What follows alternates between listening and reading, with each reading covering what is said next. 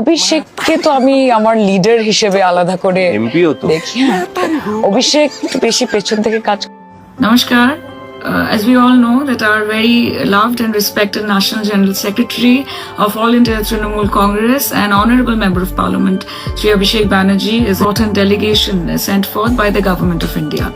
I take this opportunity to thank him and congratulate him from the bottom of my heart, because through his cramped up and compact schedule, I absolutely congratulate him and I thank him, and it makes us immensely proud.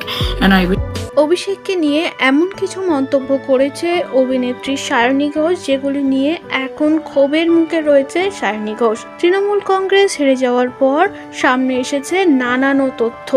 এবার অভিষেক ও সায়নী ঘোষের আলাদা একটি ফ্ল্যাটের সন্ধান পাওয়া গেল, যেই ফ্ল্যাটের ওনার রয়েছে অভিষেক বন্দ্যোপাধ্যায় ও সায়নী ঘোষ। দুজনের নামে সেই ফ্ল্যাট রয়েছে। সেখানে নাকি প্রায় রাতে একসঙ্গে রাত কাটাতেন অভিষেক ব্যানার্জি ও সায়নী ঘোষ। তাদের মধ্যে গড়ে উঠেছিল একটা অন্যরকম সম্পর্ক।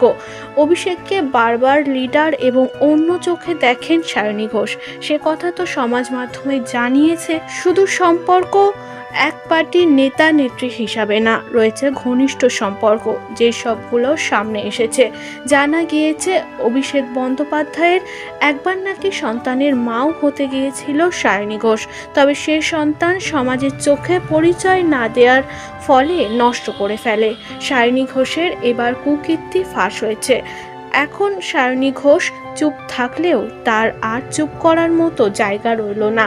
একের পর এক কুকীর্তির কথা উঠে আসছে। অনেক নোংরামি করেছে অভিষেক ও সায়নী, সব কিছুই প্রমাণ মিলছে। একসঙ্গে থাকা, একসঙ্গে ফ্ল্যাট কেনা এবং তাকে নিয়ে নানান রকম মন্তব্য, যেগুলো সমাজের চোখে নিন্দনীয়।